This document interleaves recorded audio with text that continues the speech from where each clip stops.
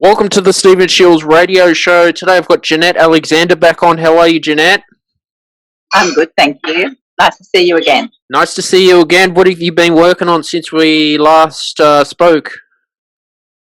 I guess I've just been doing some work on my music, and I'm also doing a bit of work on the piano now too, which is great. Mm-hmm. And what piano pieces are you working on? Well, for the piano pieces, I'm working on the prelude in E minor with Chopin, Mm-hmm. and also I'm doing a Utilise as well. Mm. So yeah, and I haven't done the piano for quite a while. Like I have done some AME exams, Mm. so it's good to kind of get back because I've been just concentrating on my singing for quite a while, and yeah, nice to be in the piano again. No, that's awesome. And are you a pianist, or do you just is that a hobby for you? Yeah, well, I kind of want to be able to be good at accompanying my choir at church, and also being able to play the piano really well. That was one of my goals, and then also accompanying myself when I'm singing. So, I'm for my singing at the moment. I'm doing a lot of ensemble work, and I'm also doing the performing in the art performance. And so we're doing a lot about the early Baroque period, and Babas Ramsey or something like that. Because the early Baroque period was very important for composers like Bach and all that later on when they started to make their compositions and do their compositions. So yeah. So I don't know if you know much about John Dowland and all that sort of stuff, things. Come again. And the interesting thing about it is that Sting from the group, well, apparently he did a rendition of this song called "Come Again." That was this very early Baroque period song written by John Dowland. I think he was an English Baroque composer. So yeah, so a lot of very modern pop stars are kind of using a lot of the Baroque period to kind of get ideas from.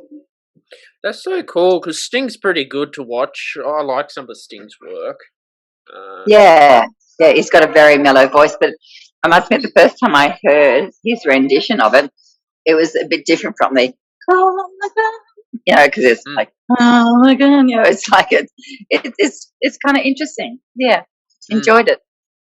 Yeah, I know Sting. I think his stuff gets played at a lot of weddings as well.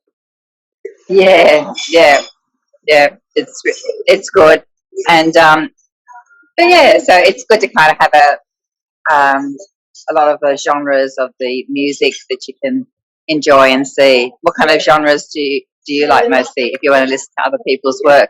Yeah, I like rock, a bit of rap as well. I was listening to 50 Cent this morning with Justin Timberlake. Oh yeah. Eminem, the odd Slayer song as well. Have you heard of Slayer? No, I haven't. I might have heard it, but I don't know the name. Yeah. And then there's Linkin Park too. I like them as well. Oh yeah, I've heard of that. Yeah, great. Metallica. What do you like about their music so much? Yeah, Jeanette, Linkin Park was their stuff was played in the Transformers movie as well, which is pretty cool. Yeah. So yeah, I'm having a bit of trouble hearing you. It's a bit faint. I don't know if you can turn it up at all. Yeah, I can hear you well. Oh, okay, great. Yeah, because I have my earphones on, but I couldn't hear you. But anyway, like I've turned up my my volume as far as it can go. But hey, that's always modern living, isn't it? It is. And Zoom.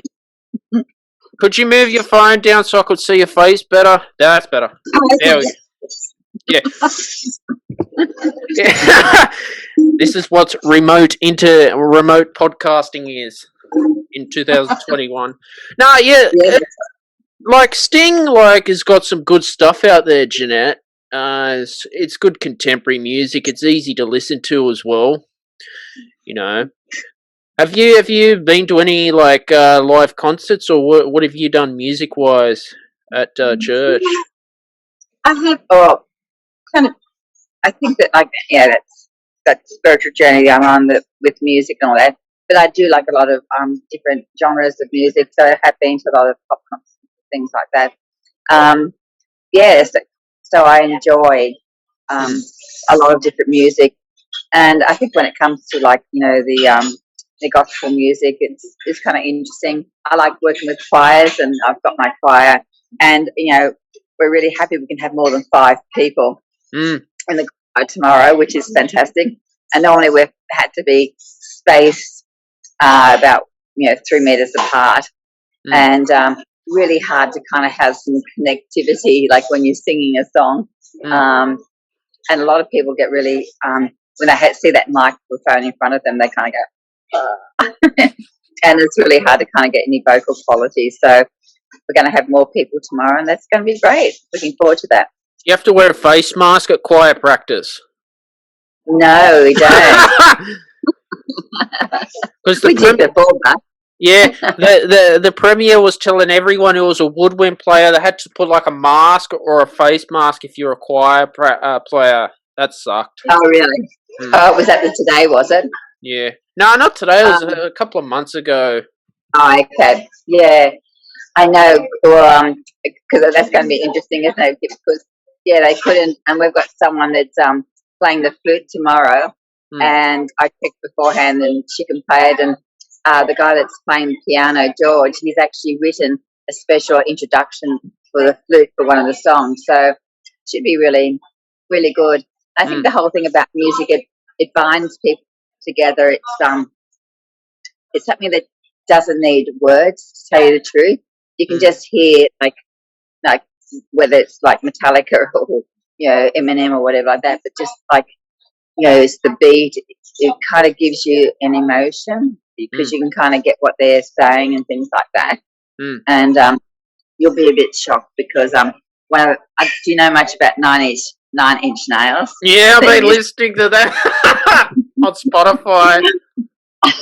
Yeah, I know. So there was one a few years ago, but the words were a little bit racy, I must admit, but like the beat was really good. No, they're good. Like speaking of heavy metal, it's so loud too. That's the beauty about it as well. They've done psychological tests, and I went to a special meeting for psychologists a few years ago, and they kind of had this heavy metal kind of band, and they had it singing, instead of "I want to rip your arms off" and all that sort of thing, I said, "I want to love you. You're so sweet. I just really think you're the nicest person." And then they had this kind of very much this kind of country and western smooth bill saying, "I want to rip your arms off. I want to da da da." And like they said, it's actually it's the words. It's not actually the music. It's what people affects people the most. Is it really? Yeah, so, like, is it true heavy metal can be not good for your mental health too? Well, I think some of the words can be, and of course, like some people use an expression to get rid of angry feelings and pent up rage and all that. And I guess that's all right, but I think it's some of those things when they do kind of talk about suicide or death or hurting other people, I think can be pretty negative because some people don't know the limit, where the limit is. So, but, it still gets published out there, but I don't know. I'm not really a huge Slayer fan because I think they go on a bunch of crap and all that. But yeah, as you said, lyrics like that. Look, I used to listen to a lot of metal in my teenage years, but some of the screamo stuff I don't like. Can't understand a word they're saying. Yeah, I was listening to a song yesterday by White Trash, and it was like very political in 2020 about Donald Trump. Oh wow, really? Interesting. Yeah, it's talking about like freedom of speech. It's pretty good. It's a good song to listen to. It's like a rap heavy metal sort of thing. Yeah, it's in my playlist. Yeah, well, I haven't kind of been exploring it as much lately, but I think that like when you look back to some of the music, like in a lot of centuries ago, like sometimes it was in revolt for what was going on at the time, and like so some of the ballads, some of the other things. So it's only natural that it's going to be like that today. People want to have a voice, want to be able to be heard, and if they feel they're in a minority, it's by what they write in their lyrics and in their music that gets attention. Because like when you look at how important music is to people, like honestly, like if you had a Netflix show about there was no music allowed in life, like we would have so many people going to Saturn. Well, like going to lyrics, like some bands can't even tour, like I don't know, Russia, China, because lyrics go against their government too. Yeah. Like Slayer, I don't think Slayer would ever want to tour South Korea or China. And Russia especially. Like when Metallica did that big show in Russia, this was before I was born, they played on this like airstrip. It's on YouTube. And at the time, people were in a mosh pit, and I think the authorities at that time didn't know what the hell was going on because people were crowd surfing. Yeah. But that goes to show, some bands can't play in certain countries too. Well, yeah, of course, there's different cultures and different cultural expectations, and I think, I don't know, I'm kind of a bit conflicted with this. I think that, like, I'm a psychologist, so I don't like to kind of upset people. And I know that some of the words and the lyrics and all that can upset people. And so it's always, like, do we say what we mean? What do we want from it? What kind of reaction do we want from it? Or is it just to stir up things? And I think that's the whole thing, like, what is the basis behind some of the lyrics and the music? What do people want to, or the originators of that music, what do they want to have? Like, I guess if you're Lady Gaga and all that, like, what does she want from her music? What does she want other people to do with that music? Do you ever think about that with your own music? Yeah, I do. I think of it from a marketing point of view too, or your target audience as well. I'm listening to Lady Gaga. Yeah. I think it's good. No, yeah, exactly what you say. Like, I think there has to be a niche market for what you're writing. I think if you're writing crap, no one's gonna want to play it on the radio for starters. So. Well, I think fortunately there's a lot more opportunity for people to get their music listened to now. But before, like, you had to kind of have contacts, you had to have the right ear to be played beforehand, and so perhaps it's a lot better now that people do have more opportunities. Did you know my first single, Death and Life, made it into the semi-finals of the 2020 ISC songwriting competition as well? Oh, no. I didn't know that. That's fantastic. Congratulations for that. And I was in a few the Voyager songwriting competition, first place for that. So that was a good achievement for my very first single published. Very happy about that. What gives you inspiration? Film scores, film. Okay. You see, when I compose music, I don't use a key signature. I just do it atonal. Okay. I find the key signature just throws me off. Yep. Because then you have all these rules that you've got to, live under and do it and all that. So how long does it usually take you to put a score together? About a week, 2 weeks. Yeah. And I do all the mixing, mastering myself. Oh wow, that's great! Fantastic. It's fun. Yeah, I like to do that. Like, I know part of the course, like, you have to write music and things like that. But I always feel like I don't know enough about music theory to be able to do it.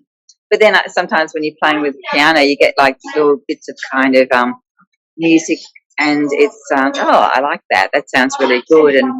And And as I said, like, I'm really enjoying being able to play the piano a bit more, because it's helping with my ear and my pitch. Because, like, honestly, like, if you're a singer, you're supposed to know, oh, sing a major third, or sing a minor third, or sing a minor sixth. And it's like, oh, okay, so how does that sound? So when I do the piano, I'm kind of able to kind of remember a bit more about all those kind of technicalities. Hard work being a singer. It is. Now, it's hard work doing any instrument, Jeanette. Right. At any I level. stand correct. Yeah. Now, speaking of psychology, are you a psychologist? Yes, I am. So, did you go to university to be a psychologist, or how did you do it? Yeah, I did. I went to, I studied to become a psychologist and did my master's, and I was going to do my doctorate, but fairly busy because I do a lot of work with, as I said before, like, victims of crime, and do a lot of people with workplace injuries, gamblers. A lot of, oh my gosh, I've been having a lot of people that have just started university coming to me, and like the anxiety about all the expectations. It's been really, really bad for some people. So I really feel for them. But yeah, I kind of I like psychology. It's quite broad. There's a lot of opportunity for different things. I was talking to one of my students this morning in Queensland, and she wants to branch out and do EAP work and have her own business and all sorts of different things. So yeah, we just don't sit around. I think people sometimes we just sit around doing nothing most days. It's really busy. Do you watch Dr. Phil? Look, I did in the past, and it's interesting that, like, sometimes, like, he tackles things the way I wouldn't tackle it, and sometimes, I think that for what he does, I think it's great, and it's good that he and his wife are very committed to what they do, and they sometimes do really help people and put them in touch with the right kind of organisations to help them with their problems. But yeah, sometimes, it's a bit cringeworthy. What do you think? No, I think he's good. I mean, it's a well diversified show too. Yeah. He's had a few celebrities on there.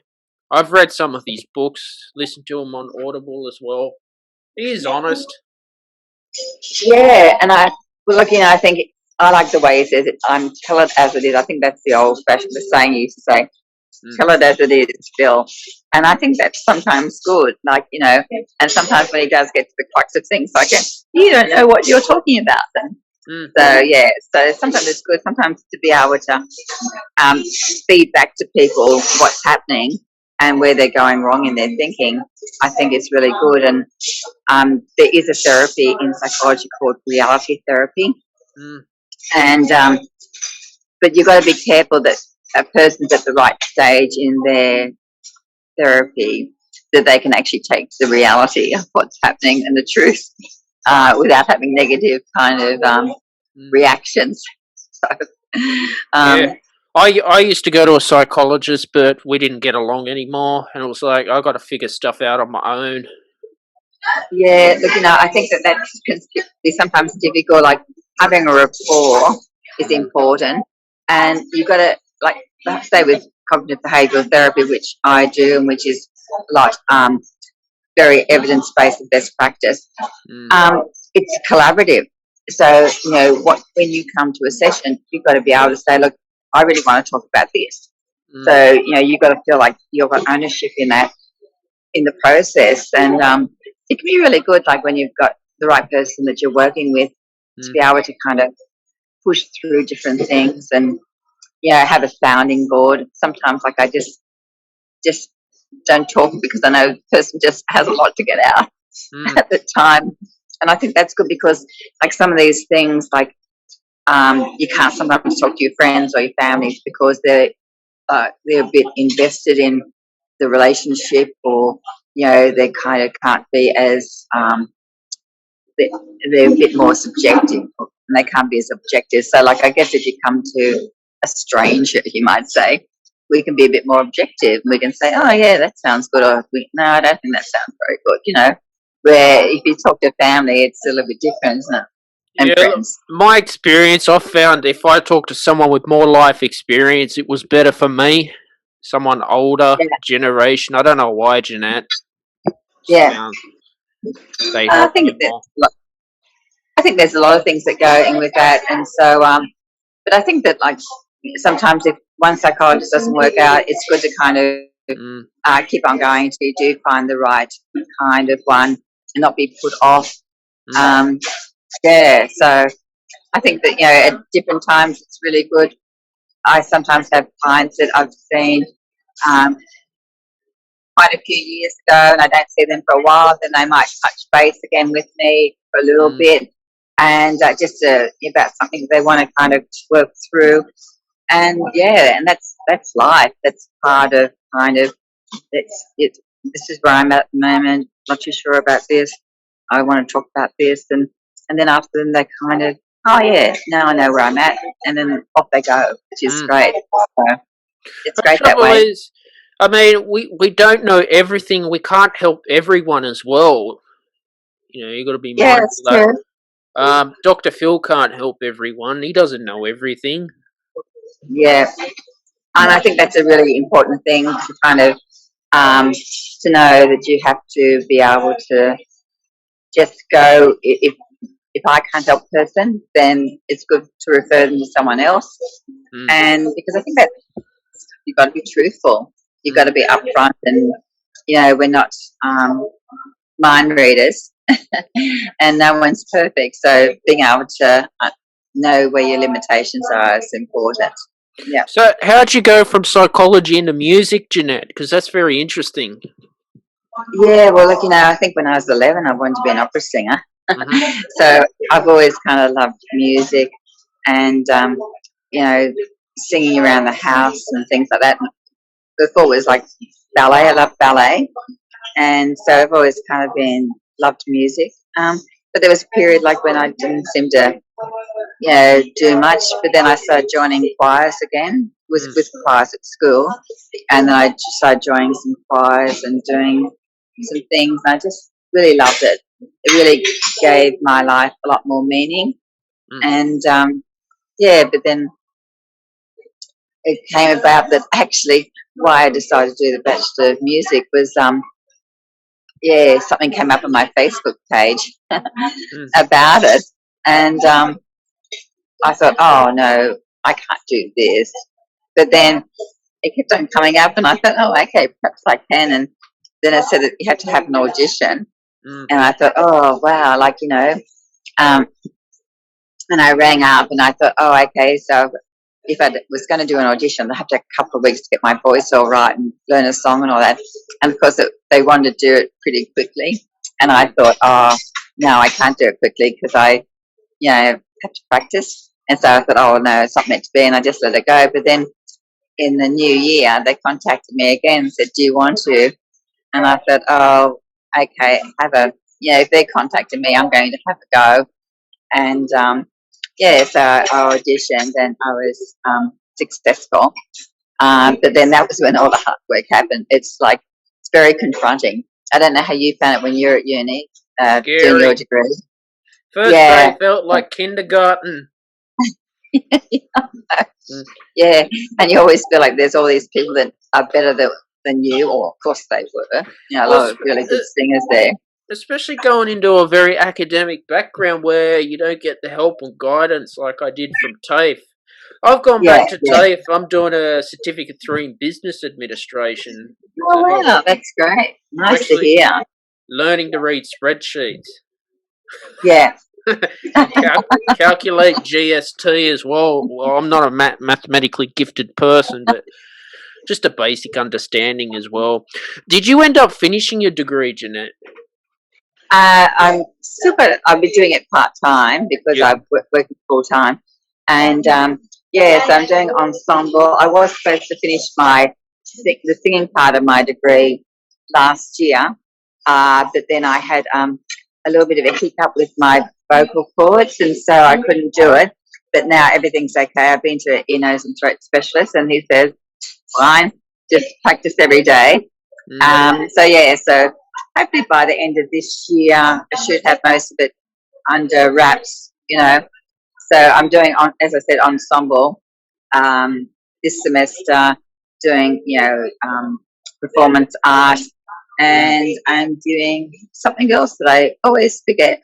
Something. Oh, that's right. My second degree, which is piano, and just love the piano. I just love kind of seeing those notes on the paper and then trying to work it out. And it's like, she's given me 7th grade piano work for the AMB exams.